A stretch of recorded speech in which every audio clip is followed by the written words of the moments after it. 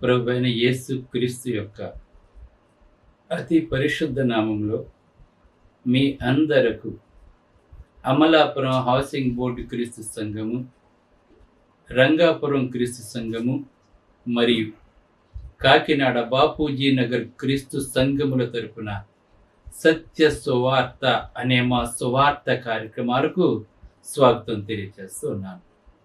ఈవేళ ధ్యానాంశం ఏంటంటే రమ్యమైనది. ధ్యానాంశం ప్రార్థన చేసుకుందాం.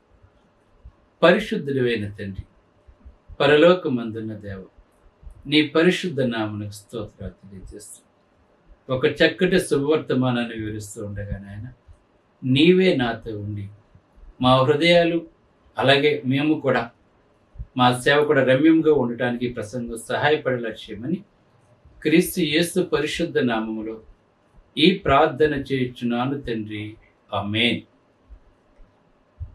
2వ రాజుల గ్రంథము 2వ అధ్యాయము 19వ వచనం నుండి 22 వచనాలు వేళ ధ్యానించుకుందాం. ఏలియా శిష్యుడైనటువంటి ఎలీషా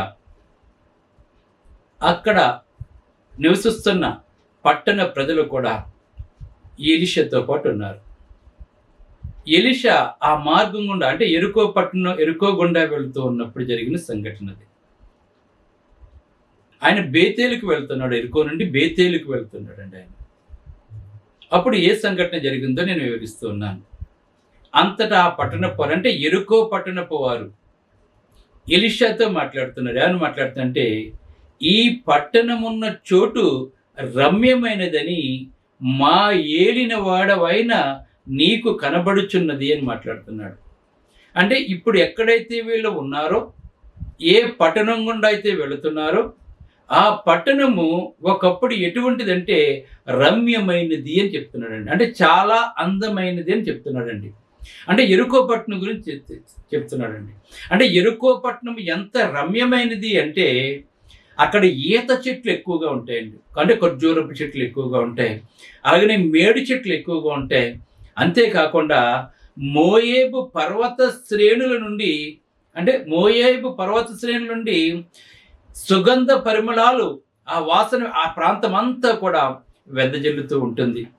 ఆ పర్వత శ్రేణి గుండా ఒక చక్కటి నది ఉందండి. అది చూడటానికి చాలా కనులకి ఇంపుగా ఉంటుందండి. ఆ దృశ్యాన్ని మనం చూస్తున్నాడు. ఆ పట్టణం అంటే ఒకప్పుడు ఎలా ఉండేది? ఈత చెట్లతోటి, ఖర్జూరపు చెట్లతోటి, మేడి చెట్లతోటి, ఆ మోయేబు పర్వత శ్రేణి నుండి వచ్చే సువాసనతోటి ఆ పచ్చగా చూడటానికి చాలా అందంగా ఉండేదండి. కానీ ఒకప్పుడు, కానీ ఇప్పుడు అలా లేదండి. అదే చెప్తున్నాడు వాడు. కానీ ఇక్కడ చెప్తున్నా చూడండి, ఏమంటున్నాడండి ఆయన? కానీ నీళ్లు మంచివి కావు, అందుచేత భూమి నిస్సారమై ఉన్నదని ఎలీషాతో చెప్పాను. మానవుడు బ్రతకాలంటే నీళ్లు కావాలి. నీళ్లు లేకపోతే మానవ మనుగడ లేదండి. నీళ్లతో వంట చేసుకుంటాం, నీళ్లతో స్నానం చేస్తాం, అలాగే నీళ్లతో బట్టలు ఉతుక్కుంటాం, నీళ్లతో ఇల్లు శుభ్రం చేసుకుంటాం. నీళ్లు మన దాహాన్ని తీర్చుతూ ఉంటాయి, పశువుల దాహాన్ని తీర్చుతూ ఉంటాయి.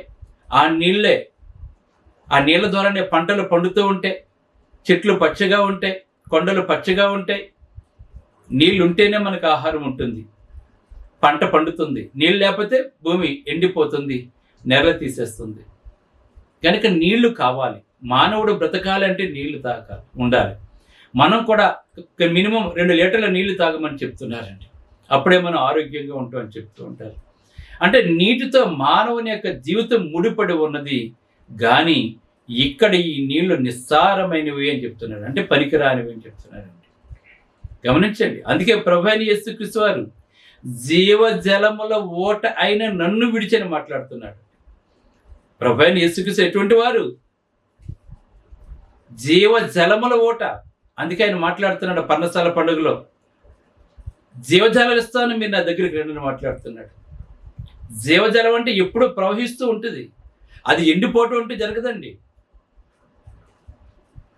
అటువంటి ఎప్పుడూ కూడా ప్రవహించే, అంటే శాశ్వత కాలంగా మిమ్మల్ని బ్రతికిస్తాను నేను అని చెప్తున్నాడండి. దేవుని యొక్క వాక్యం అనే నీరుని మనం ఆస్వాదించినప్పుడు నీ వాక్యము నీరై ఉండే మా దాహము తీర్చుతుండని పాట కూడా మనం పాడుతూ ఉంటాం. కనుక నీళ్లు మనకు చాలా ప్రాముఖ్యమైనవి. కనుక ఇప్పుడు ఆ నీళ్లు ఇక్కడ నిస్సారమైపోయినాయి. తత్ఫలితంగా పశువులన్నీ కూడా మేత లేక ఎండిపోయినాయి, చెట్లన్నీ ఎండిపోయినాయి. పర్వత శ్రేణి అసలు ఇంత గొప్పడు పచ్చగా సువాసన వెదజల్లి ఆ పర్వత శ్రేణి ఇప్పుడు ఎలా కనబడుతుందంటే ఆకులు లేకుండా రాళ్ళు మాత్రమే కనబడుతున్నాయి. పంటలు ఏమీ లేవు. అంటే మనుషులు, పశువులు, చెట్లు అన్నీ కూడా ఇబ్బంది పడిపోతున్నాయండి నీళ్ళు లేకపోవడం వల్ల. గమనించండి ఈ విషయాన్ని చెప్పినాం. అలాగే మనము కూడా ప్రభువైన అయిన యేసుక్రీస్తు వారు కనుక మన జీవితంలో లేకపోతే మన జీవితం కూడా నిస్సారమైన జీవితమే, ఎండిపోయిన జీవితమే, ఫలింపలేని జీవితం. అందుకే నీటి వారున నాటబడిన మొక్క తగిన కాలమందు ఆకు వాడక తగిన కాలమందు ఫలమిచ్చి వాళ్ళ చెట్టు వల్లే ఉంటుందని చెప్తున్నాడు. ఫలించాలని దేవుడు కోరుకుంటున్నాడు. నాలో ఉన్న ప్రతి తీగ ఫలిస్తుందని చెప్తున్నాడండి. క్రీస్తులో ఉంటేనే మనం ఫలిస్తాం. మనం క్రీస్తుకు వేరుగుండి మనం ఏమీ కూడా చేయలేము. మనం అదే విషయాన్ని ఇక్కడ తెలియజేస్తున్నాడండి. నిస్సారం అయిపోయినాయి ఇక్కడ నీళ్లు. మన ప్రభువైన యేసుక్రీస్తు మన జీవితంలో రాకపోతే మన జీవితం నిస్సారం అయిపోయిందండి. నరకానికి పాత్రలైపోతుంది. మనం జీతు పిల్లలే తెలియకుండా ఉంది మనం.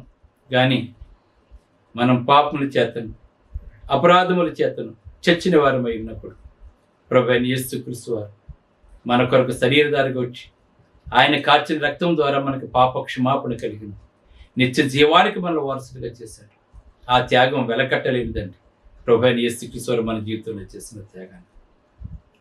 కనుక ప్రభువైన యేసుక్రీస్తు ఎవరి జీవితాలు అయితే ఉంటాడో వాళ్ళు సారవంతంగా పచ్చగా ఉంటారండి. వాళ్ళు ఫలించి చెట్టు వలె ఉంటారండి. వాళ్ళు చిగురించి ఒలివ మొక్క వలె ఉంటారండి. వాళ్ళు నీ పిల్లల్ని భోజన బల చుట్టూ చిగురించి ఒలివ మొక్కల వలె ఉంటారని చెప్పి కీర్తన గ్రంథం మనకు తెలియజేస్తుంది.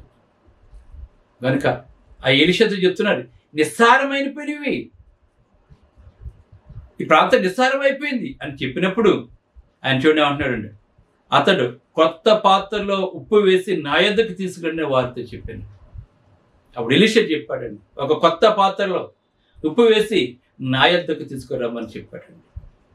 ఇక్కడ ఉప్పు గురించి మాట్లాడుతున్నాడు. అందుకే దేవుడు మనల్ని ఉప్పుతో పోల్చాడు. మనల్ని మీరు లోకమునకు ఉప్పు అయి ఉన్నారని మాట్లాడుతున్నాడు. అంటే మనం లోకానికి రుచినిచ్చేవాళ్ళు. మనం రుచి లేని లోకానికి, అంటే సారవంతము కాని దానికి సారవంతంగా చేస్తే రుచినిచ్చేవాళ్ళం మనం. క్రైస్తవుడు అంటే రుచిగా ఉండాలి మనం. అందుకే చూడండి, ఉప్పు లేకపోతే మానవ జీవితం కూడా ఉండదండి. మన ప్రతి వంటలోనూ కూడా మనం ఉప్పు వేసుకుంటాం. మనం ఉప్పు ప్రాముఖ్యమైనదండి. ఉప్పు లేకుండా ప్రపంచం బ్రతకలేదండి. ప్రపంచంలో ప్రతి ఒక్కరూ ఉప్పును వాడతారండి. బంగారం లేకపోయినా బతకొచ్చు, కానీ ఉప్పు లేకపోతే బతకలేము మనం. అందుకే ఉప్పుతో పోల్చాడు మనం దేవుడు. మీరు లోకములకు ఉప్పు అయి ఉన్నారు అంటే నిస్సారమైన వాటికి రుచినిస్తాం మనం. నిస్సారమైన వాటిని సారవంతంగా చేస్తుంటాం మనం. ఆ కృపను దేవుడి క్రైస్తవులు మనకి ఇచ్చారు. అందుకే మనం అందరము క్రీస్తుని ప్రకటించాలి. మనమందరము యేసుక్రీస్తు లోకరక్షకుడని మన ప్రజలకు తెలియచేయాలి. మనం అందరము కూడాను. అప్పుడు కొత్త కుండలో ఉప్పు వేసి రమ్మన్నాడు. తీసుకుని వచ్చిన తర్వాత ఏం చేశారో చూద్దాం. చూడండి, వారు చెప్పిన వారు దానిని తీసుకుని రాగా అతడు ఆ నీటి ఓట యొద్దకు పోయి అందులో ఉప్పు వేసి యెహోవా సెలవిచ్చినది ఏమనగానే మాట్లాడుతున్నాడండి. ఎవరు? యెహోవా సెలవిచ్చి దేవుడిని హెచ్చిస్తున్నాడండి. దేవుడు సెలవిచ్చినది ఏమనగా అని మాట్లాడుతున్నాడండి. ఈవేళ చాలామంది నేను స్వస్థతలు చేసేస్తున్నాను, నా దగ్గర స్వస్థావరం ఉందని మాట్లాడుకుంటున్నారు, కానీ దేవుడి నామాన్ని మేంపరచడం లేదండి. వాడు తప్పండి. ఇక్కడ ఎలీషాకి గొప్ప చనిపోయిన వాడిని బ్రతికించే శక్తి ఎలీషాకి ఇచ్చాడు దేవుడు అండి. చనిపోయిన వాడిని బ్రతికించే శక్తి ఇచ్చాడు దేవుడు ఎలీషాకి.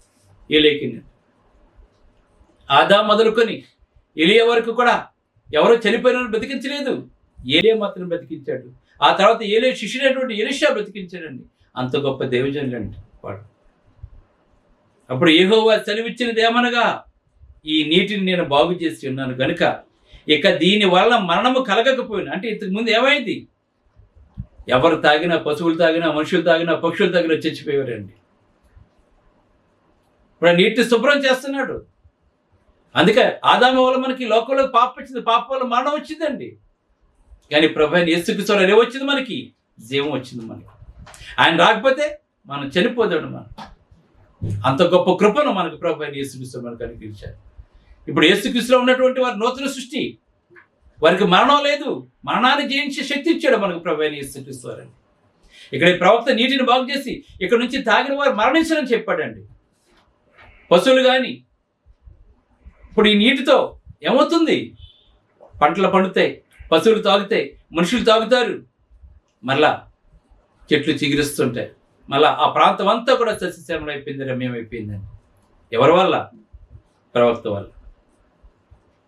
అలాగే దేవుని యొక్క సువార్తను ప్రకటిస్తున్నప్పుడు నీవు వింటే నీ జీవితం కూడా రమ్యంగా ఉంటుంది, నీ కుటుంబం రమ్యంగా ఉంటుంది, నీ బ్రతుకు రమ్యంగా ఉంటుంది. అందుకే లోబొట్టుని బట్టి మిమ్మల్ని మీరు దేనికి దోషాలకు అప్పగించుకుంటారు? పాపం వల్ల జీవితం మరణమా, ప్రభు అయిన యేసుక్రీస్తు నిత్యజీవమా? అందుకే ఆరాధన నిర్లక్ష్యం చేయకండి, ప్రార్థన నిర్లక్ష్యం చేయకండి, ఆయన యొక్క శరీర రక్తాల్లో పాలు పంచుకొని నిర్లక్ష్యం చేయకండి, కానుకల ఇవ్వటంలో నిర్లక్ష్యం చేయకండి. ప్రభు అయిన యేసుక్రీస్తు రెండో రాకడలో వచ్చే వరకు నమ్మకంగా జీవించండి, మీ జీవితాలు సారవంతంగా చేసుకోండి. ఇక మరణించని చెప్పాడండి. గమని చూడండి, బాగు చేశారండి. అక్కడ ఈ ప్రవక్త ఎలాగైతే బాగు చేశాడో ప్రభు అయిన యేసుక్రీస్తు వారు కూడా మన జీవితాలు బాగు చేశారండి. ఇక మనకు మరణం లేదండి. మరణపు ముళ్ళు విరిచేశారు మన ప్రభు అయిన యేసుక్రీస్తు వారండి. అపాధికి లేపరిచేసిన ప్రభు అయిన యేసుక్రీస్తు వారండి. గమనించండి, నీ బాప్తిసం పొందితే చివరి వరకు దేవునికి నడిస్తే, నమ్మకంగా ఉంటే, నీ జీవితాన్ని ప్రభు కొరకు అంకితం చేసుకుంటే నీ జీవితం కూడా సారవంతం. నువ్వు ఇంకా రక్షించబడలేదా? నేడు యేసుని దేవుని కూడా ఒప్పుకొని మాట్లాడుతున్నాను కనుక దీనివల్ల మరణము కలగకపోను, భూమి నిస్సారముగా ఉండదని. కాబట్టి నేటి వరకు ఎలీషా చెప్పిన మాట చొప్పున ఆ నీరు మంచిదైపోయిందండి. అందుకే ఇప్పుడు మనం పాపులం, ఇప్పుడు మనం పాపులం కాదండి. మన పాపం నుంచి విడిపించబడ్డాం, పరిశుద్ధులుగా మార్చాడు దేవుడు. పరిశుద్ధులకు మరణం ఉండదండి. ఇంకా మరణాన్ని జయించే శక్తి ఇచ్చాడు మనకు యేసుక్రీస్తు వారు. కనుక నువ్వు ఇంకా రక్షించబడకపోతే నేడు యేసుకు దేవుని కొరకు నీ పాపం కడిగి వేసుకో. మీ అందరికీ వందనములు. ప్రార్థన చేస్తాను. ప్రేమ గల తండ్రి, దయగల దేవ, పరిశుద్ధుడు, నీ పరిశుద్ధ నామమునకు స్తుతులు తెలియజేస్తూ నీ సత్యమును ప్రకటిస్తూ ఉండగా నాయన అనేక మంది వీళ్ళు మారు మనసు పొంది విస్తారమైన జీవితాన్ని సారవంతంగా క్రీస్తులో చేసుకునేలా చేయమని యేసుక్రీస్తుని అడుగుతున్నాను తండ్రి. ఆమేన్. Brother George Raju Vara, Church of Christ, Housing Board, Amalapuram, near Kims Medical College, Konasima District, 533201. Mobile number 9848730355, 92933174887. Email ID georgerajuvara@gmail.com. Website www.helpingforpoor.com.